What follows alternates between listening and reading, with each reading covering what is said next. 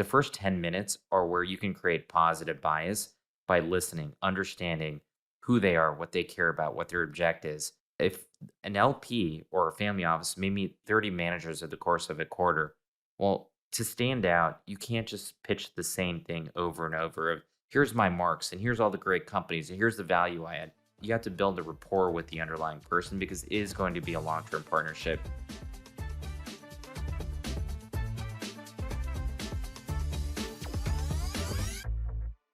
Good afternoon, Samir. Samir Kaji, founder and CEO of Allocate. I looked up actually when we first met each other, it was roughly 8 years ago to the day when you were at FRB and I was a newly minted solo GP. So it's great to connect and welcome to the Limited Partner Podcast. Thanks for having me, guys. So for people who aren't familiar with your background, maybe you could talk a little bit about how you went from SVB, First Republic, and now to be founder and CEO of Allocate. I was born in Canada, moved around the US. Actually, my early years, my dad was a commercial real estate developer. He actually started his own company. So worked with somebody that was very much the entrepreneur and got a job in September of 99, actually lending to companies during what ended up being the tail end of the dot-com bubble to working directly with fund managers in 2009. And so around that time, started seeing this change in the venture market. So away from being a monolith where it's just Sequoia, Lightspeed, Excel, to a lot of emerging managers. You guys might remember some of the folks early on were like Mike Maples, Aydin Sunkett, Jeff Clavier. And for me, a lot of those people felt like entrepreneurs that were just happening to write checks versus code. And so I really saw this, change in the venture ecosystem. Really wanted to build around it. Joined First Republic Bank in June of 2012 to really start a group focused on the venture managers, particularly emerging. Spent about 8 years there, worked with about 700 managers. Our first couple clients there were actually what now is 8VC and then Forerunner Ventures when Kirsten first started her fund. One of the things that we observed during those 10 years was that venture capital as an asset category, which has such wide dispersion from top quartile to bottom, it was really advantaged toward the institutions. Institutions had the resources, they had the check sizes, they had the ability to build well-crafted portfolios. Individuals really didn't have that. And so our belief was that, private markets not only are getting bigger, but the participation within the private wealth sector is going to get bigger. So Allocate was founded on this premise that private markets should be more accessible, transparent, and then ultimately liquid. You mentioned Kirsten Green from Forerunner and, of course, AVC, which was started by Joe Lonsdale. At some point, they were emerging managers.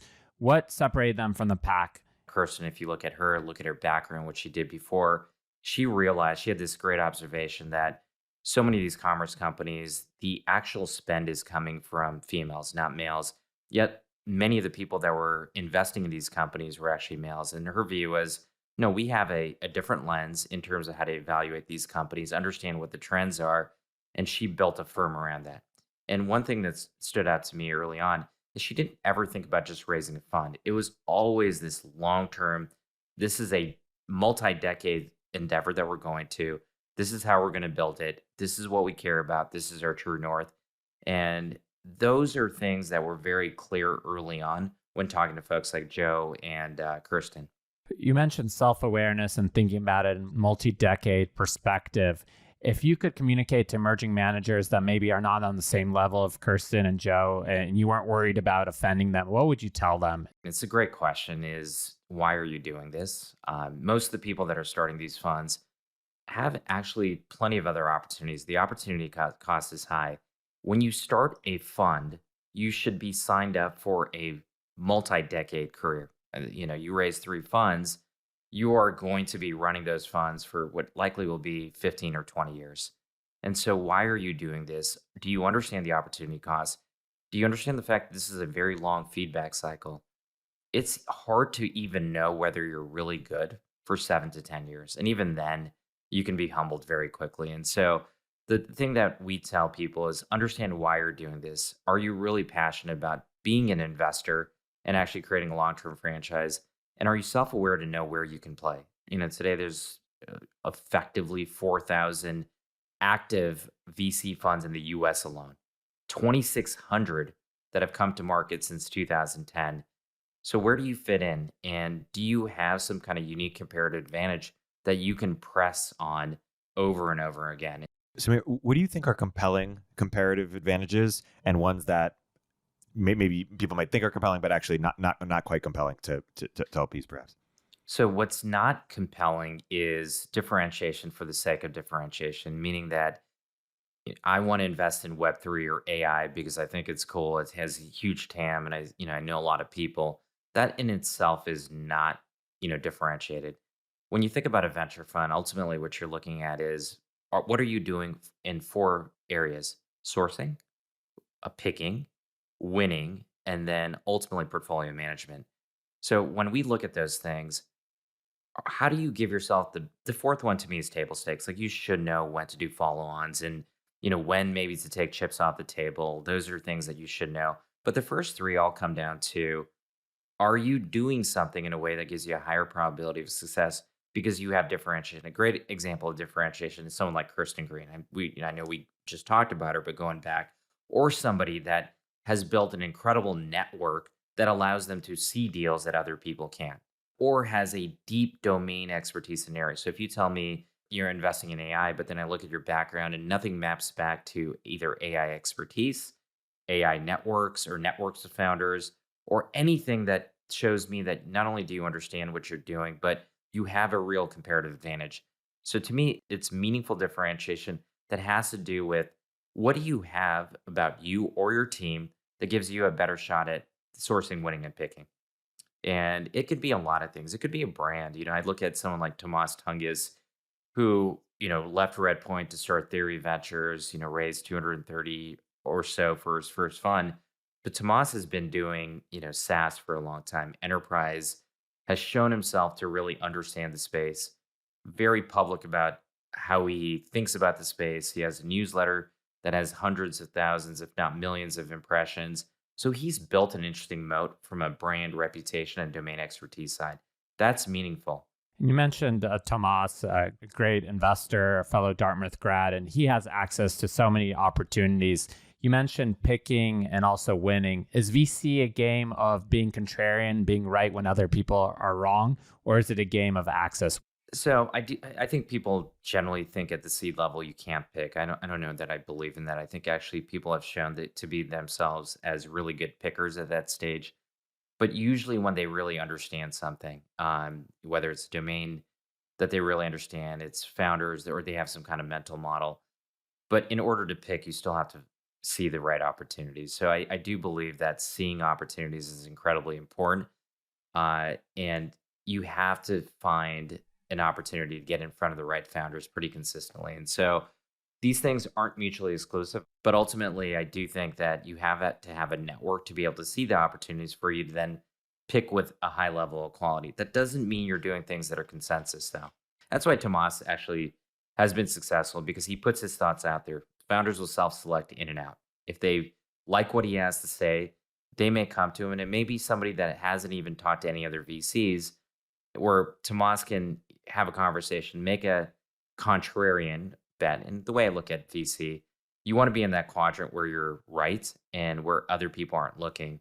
When things are, where everybody's investing, prices go up, competition goes up, it just becomes harder to make money. But going back to your question, access first, and then you have to be able to pick from, this curated list. You don't need to see every deal, but you need to see the deals that fit your thesis. I was watching a podcast by Jason Lemkin. I think another thing is knowing what is one of your deals and having a prepared mind for exactly what you're looking for, and being disciplined. I think this entire thing about not caring about valuation is a nonsense argument, which we could delve into deeper as well. There's a view that it's all power law driven, and if you get into the right company, you ride the rocket ship. Other people are more valuation sensitive. What are your views on this? So I think valuation does matter. Ultimately it's pure math. And, at the early stages of investing, you don't know which company is going to be the outlier. I don't know, like, people didn't know Figma was going to be Figma, or Stripe was going to be Stripe at that seed or, pre-seed round. Ultimately, you have to have some kind of discipline. I think the key, though, is great VCs are not completely dogmatic, and they understand that there are going to be exceptions they have to make when it comes to valuation, where they have high conviction and they're willing to take it. Now, you don't want to build a portfolio full of those exceptions because that becomes your business model. But you investing in a 10 million versus a 20 million post, at a 20 million post, you're actually reducing your return on that particular investment by 2x. And there's no way getting around the math. And during the time of 2012 to 2021, it seemed like it didn't matter because in 2021, you had 787 unicorns minted. So it felt like everything went to the moon. Of course, that belies what is really possible in terms of exits. So yeah, you do. I actually do believe valuation matters at every single stage, but you just need to know when to make exceptions. Absolutely. I think the lack of dogma is the best dogma for VC. So pivoting a little bit into Allocate. So I'm a very happy investor. I was in the first round, but do we really need another investment platform? Isn't there enough people tackling this space? Why does Allocate exist? I don't think there's enough people tackling the space. So if you think about the size of the innovation sector, tech, life sciences, it's grown. Today, it drives 22% of GDP and growing. A lot of that value is happening in the private markets. So things that used to be had in the public markets, Amazon went public 3 years after founding. We just don't see that. Now the time to exit is 8, 10, 12, and sometimes even longer. However, if you look at the average investor that wants to invest in the innovation sector on the private side, there's a lot of adverse selection. And adverse selection is usually driven by network relationships, check sizing. And then ultimately, one of the pain points I've always had is, well, I'm not really just investing in one-off funds, but I want to build a portfolio that's well diversified across time, that's well diversified across manager types, across co-investments. So ultimately, the way we look at the world is not only are we, a platform that allows people to invest in the highest quality opportunities, but to do so in the way that's personalized to their own objectives. And that to me has been missing within the wealth management world. And there are people that have tried to tackle parts of this. iCapital has done a great job, I think, on the private equity side, maybe someone like Case on the hedge. But venture now is a mainstream product that is of significant scale, especially now that people define venture as anything from pre-seed to pre-IPO and everything in between. So our view is venture is making that transition into mass finance, but the infrastructure tools are still not there for the private wealth sector. Samir, can you trace the evolution of how you've navigated the idea maze with Allocate in terms of what are the actual product or products that you've decided to offer? Yeah. So in the early days, when we first started, our whole concept was, this concept of democratization. How do you allow more people to participate in? And that remains one of our three pillars. I mentioned accessibility. Over time, what we realized is there's much more to investing in the private markets, education. So we do about 50 events, webinars per year, just to educate limited partners that are emerging that want to invest in the space. Second is portfolio construction. How do you think about portfolio construction? Well, a lot of the tools that we're building are around portfolio modeling. So, I have X amount of funds that I already have in my portfolio. What does that mean for where I am from a cash flow standpoint? What are my cash flows going to look like? Where do I have gaps in my portfolio? After I invest, and you guys know this really well, you get these quarterly reports that come from different fund admins. Now I have to pull down from 10 different sites. Then I have to take that information, put it in an Excel spreadsheet to be able to track how much I've funded, how much I have left, what is my DPI, IRR. I don't really have a good sense of which portfolio companies unless I spend a lot of time. So a lot of what we've spent over the last year is building those portfolio management tools to give people visibility and transparency into their portfolio so they can make smarter investment decisions. So that's been the real big evolution. The one thing that I'm excited about the future of the private markets is actually the third pillar, which is liquidity. How do you get better liquidity from your illiquid investments? Meaning that Eric or David, you invest in a fund. Do you really want to be stuck for 16 years? Hey, we'll continue our interview in a moment after a word from our sponsors. The Limited Partner Podcast is proudly sponsored by AngelList. If you're a founder or investor, you'll know AngelList builds software that powers the startup economy. AngelList has recently rolled out a suite of new software products for venture capital and private equity that are truly game-changing. They digitize and automate all the manual processes that you struggle with in traditional fundraising and operating workflows, while providing real-time insights for funds at any stage, connecting seamlessly with any back office provider. If you're in private markets, you'll love AngelList's new suite of software products. And for private companies, thousands of startups from 4 million to 4 billion in valuation have switched to AngelList for cap table management. It's a modern, intelligent equity management platform that offers equity issuance, employee stock management, 409A valuations, and more. I've been a happy investor in AngelList for many years, and I'm so excited to have them as a presenting sponsor. So, if you're ready to level up your startup or fund with AngelList, visit www.angellist.com/TLP.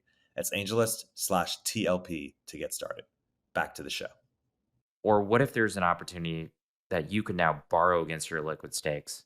You don't have to sell, but you can borrow against them to make, to do whatever you need, or make another investment, or sell in a secondary in a more efficient way. You guys know the secondary market is opaque. It's incredibly inefficient.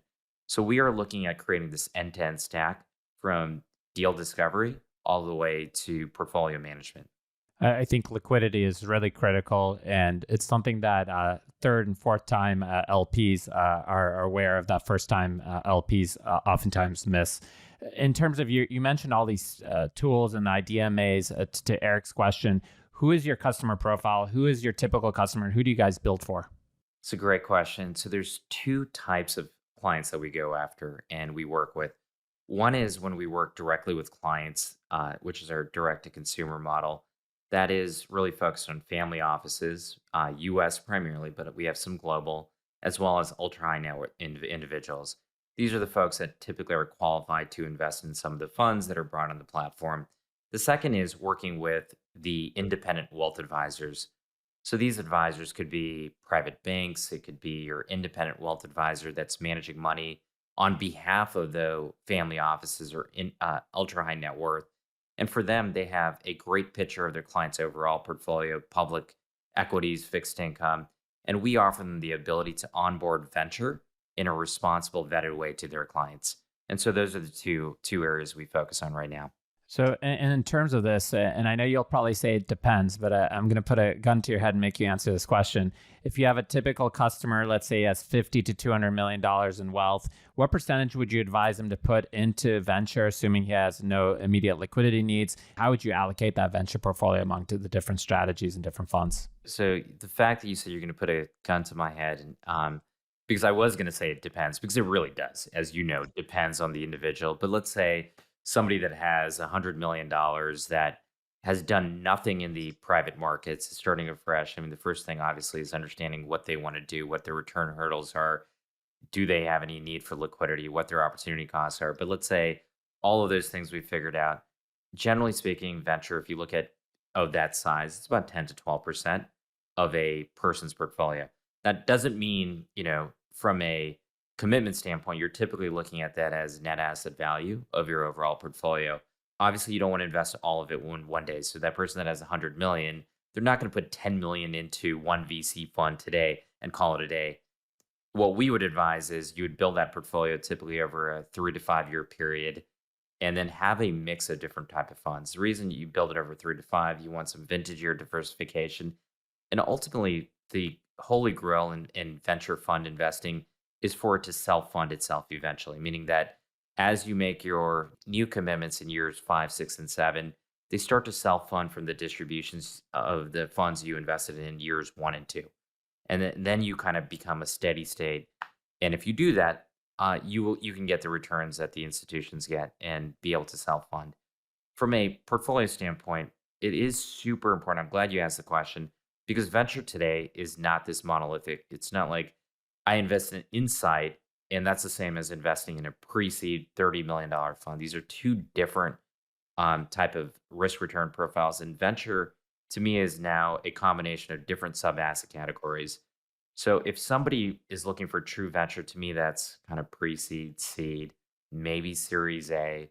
And then as you go down the stack, it becomes more growth and PE. So even some of the large funds, people say, well, I don't want to invest in a large fund because it's $2 billion. I can never get a 3 or 4x. Well, that's not really the model for those bigger funds, because maybe they do 25 to 35% in first checks, and the rest is for follow-on. And so a lot of the later checks are B, C, and D rounds, with shorter time to liquidity, less risk. And in many cases, you're not looking for 4x on those funds, a 2 to 2.5x is a more normalized return, but the risk profile is different. Whereas the pre-seed, typically when we underwrite, we are looking, can we get a 4x net to our investors for any, small seed fund we do, because we are taking more risk.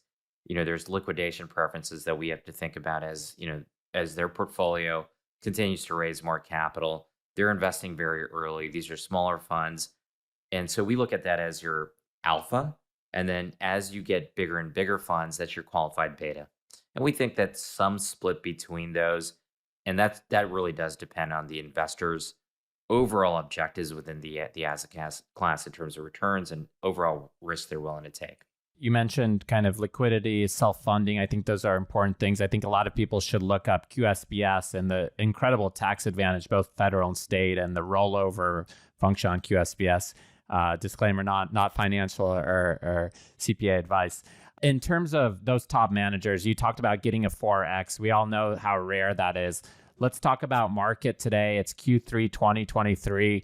What are the top managers? What are they dictating in terms of emerging managers, in terms of management fees and carry? Management fees have kind of stayed around the same. So 2% blended over the years. I mean, sometimes they start off at 2.5%, but post-investment period, oftentimes they'll step down, right? Maybe it's 25 basis points a year, and it kind of blends down to 2 to 2.2%. Carry has been something that has gone up over the last several years. Now we're starting to see some change, but during 2017 to 2021, what we saw is two things. On the carry side, we saw increased carry, sometimes starting from 1x, 25 or 30%. And we even saw a lot of emerging managers do tiered carry, meaning that it's 20%, but once you hit a 3x, it goes to 25%. And then it goes over 5x, it might be 30%.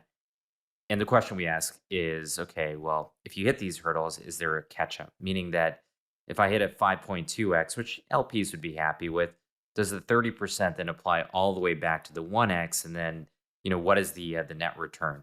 So we saw a lot of that. We're not seeing that as much anymore. I mean, fundraising is incredibly difficult. The other thing we saw during the bull run, the extreme bull run, was emerging managers stapling on opportunity funds and doing a lot of SPVs. So it was a way to build AUM. Some of those will do fine, but I think, again, going back to the self-awareness, do you really have the ability and the domain expertise to actually be able to do growth stage investing, or is it just lazy follow-ons? And so I'd say right now, carry is getting pushed back. Opportunity funds definitely are not in vogue unless you are a small percentage of funds where you've shown the ability to be a great fiduciary partner over a long period of time.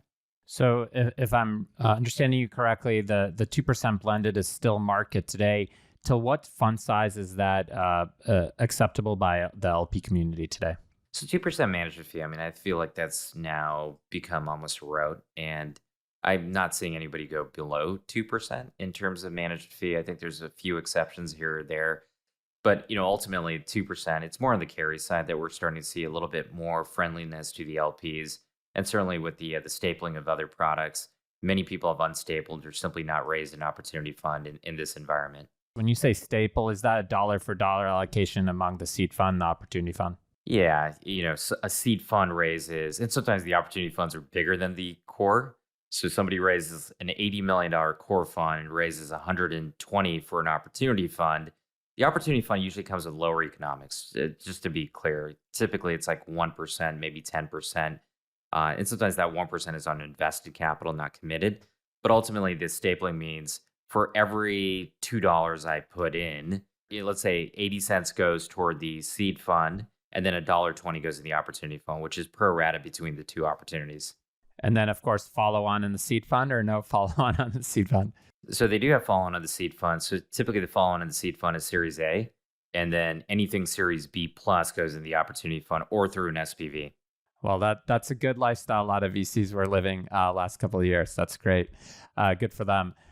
In terms of looking in the venture landscape, obviously we have somewhat of a trough in 2023. Where do you see things going in 2025? Will there be a shakeout? Will there be new emerging managers? How do you look at it from a holistic macro perspective? Well, I mean, if you look at it historically, during these times, of course, capital going into funds has decreased dramatically. In 2009, about 16 billion was raised by VCs.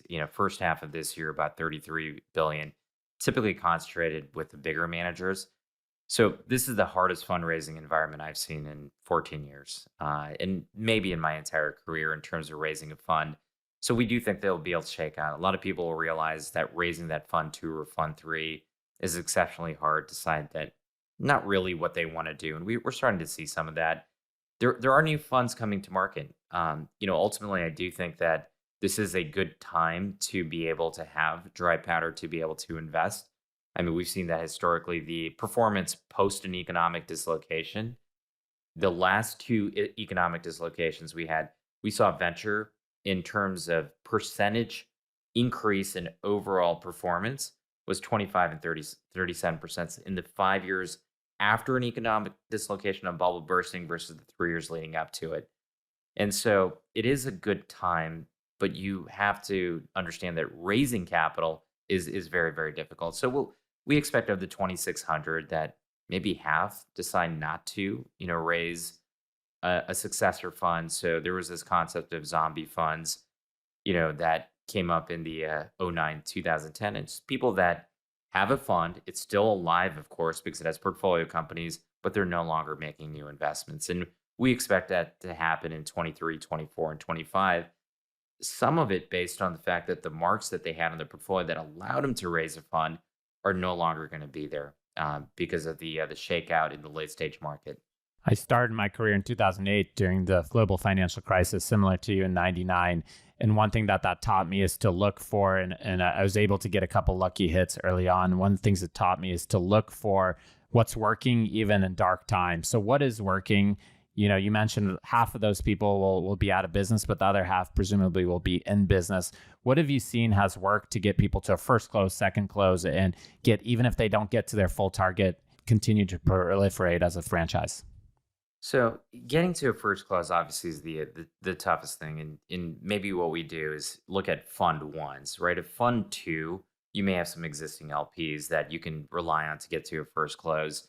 Number one, set a realistic target. I think that a lot of people started with targets even in 2023 that might have been fine for the 2021 demand market where, hey, I'm raising a fund one or I'm raising a fund two that's going from 5 million in fund one to 75 in fund two. I think we have to be very realistic and think about what your minimum viable fund size is. So if you have a certain strategy, this is similar to a seed company that raised 2 million in maybe 2 million as a pre-seed and raised 6 million in the seed.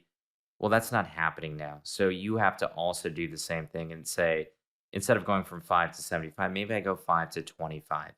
And then, as I continue to execute, maybe it's my fund three that now has the big jump in fund size. And so I think people that are really aware of the current demand side of the market it's working because they're more thoughtful about how do I do more with less? How do I still build a nice portfolio construction? And then ultimately understand who your target client is. So if you're raising 25 million, going to most of the institutions is not going to be a good use of your time. There's going to be some fund of funds, maybe some strategics that do make sense, but your buyer is family offices and high net worths. So how do you get that network? How do you build that funnel? And how do you build a pipeline of prospective LPs that's large enough to get to 25? And I always say that to get to 25 million close, you should have about 150 to 200 million in the pipeline, knowing that a lot of people will fall off and the probability of getting to a close in this market is incredibly difficult. There are things you can do to get to that first close to drive some urgency. Sometimes people do provide, some kind of economic benefit, or sometimes there's things where, there's side letters that you can provide for co-invest. There's little things you can do. Generally speaking, we're not a big fan of having people give away economics unless somebody's providing a huge anchor check in the early days where it just makes sense. And sometimes you just have to do whatever it takes to get into business. But for most, it is building a pipeline and getting referrals. Raising money from high net worth and family offices is a trust business. And it's very difficult to just get in front of somebody and start pitching them without them knowing who you are or you knowing them. And so getting a warm referral and then being an active listener. So this is one of my, I guess, pet peeves. I'm sorry, I'm going on this tangent here, but it's really important for people to hear. If you're a GP pitching to a family office, what you don't want to do is just go and start pitching day one. I mean, it's pitching right from the beginning. The first 10 minutes are where you can create positive bias by listening, understanding who they are, what they care about, what their object is. If an LP or a family office may meet 30 managers over the course of a quarter, well, to stand out, you can't just pitch the same thing over and over of here's my marks and here's all the great companies and here's the value I add. You have to build a rapport with the underlying person because it is going to be a long-term partnership. So please spend the first 10 minutes asking questions and learning about them, and then that'll help you pitch a story that's actually more tailored for the end person that you're working with. Typically, a good sign for that you've been listening well is when the person says, "Well, tell me about yourself." When they're done talking about themselves and they feel heard. You mentioned minimum viable fund size. I think that's an interesting concept. I think something that's underreported is the proliferation of tools available to general partners. So outside of Allocate, what are other tools that emerging managers should be aware of that could help them scale with maybe less capital under management? So one of the great tools that came out, and I was surprised that it hadn't been done before. And I'm friends with the CEO Anubhav, but he created a company called Tactic, and what it does is portfolio modeling. So it allows a manager to actually build a portfolio model from day one, factoring in things like dilution, rounds, check sizing, follow on, and it gives people a good understanding of like if I raise X amount, how would my portfolio look? How much is going to be investable cash? What do I need to get to recycling to build a type of portfolio that allows me to show execution of my overall fund, but also provide those type of returns that LPs are looking for. So Tactic is a great product. It's super easy to use, and it's one that I think every emerging manager should use. And going alongside the minimum viable fund size, what is the minimum viable team? Obviously, there's different strategies, but what do you need? Me and Eric, let's say, are starting an emerging fund one, $20 million fund. Who will we need on our team? Could be just you. It doesn't have to be, multiple people. You look at someone like Oren Zev. Oren has now reached scale over 2 billion raised, and he's a one-man shop, and you'll never hire somebody, or at least, he's told me he's never going to hire anybody, and he's been able to be incredibly successful because of his overall self-awareness of what he is and what he's not. You talked about it earlier. Know what your deal looks like and focus on that. Focus on what your true north is, what you're trying to execute. Now, if you told me, hey, we want to do these 5 things for our founders and one of them is talent acquisition, well, then sure, you may need somebody on the talent side. If you think go-to-market is something that you really want to focus on and you want to build a network of corporate relationships, well, maybe you need somebody if you don't have that domain expertise. But I don't think there's any dogmatic way of looking at that you need a team to do X. And in the early days, I would actually encourage people to be much more simple. And if you're raising a single $20 million fund, it's fund one, you should do it yourself if you can. Now, if you already have a partner that you've worked with, great.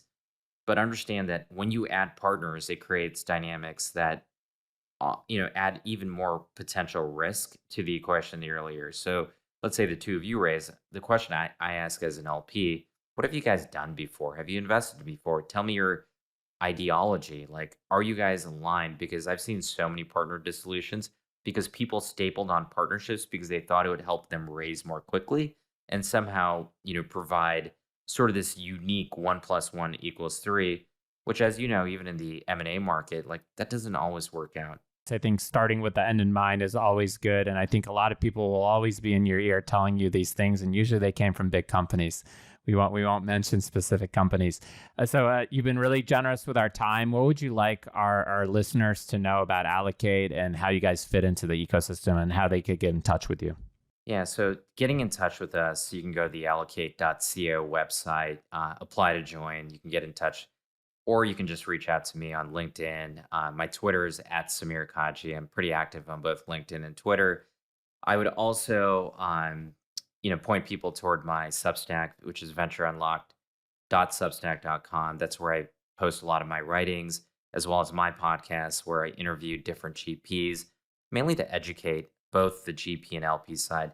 But in terms of Allocate, look, our true north is unlocking the power and efficiency of the innovation market and allowing more people to participate in a responsible way.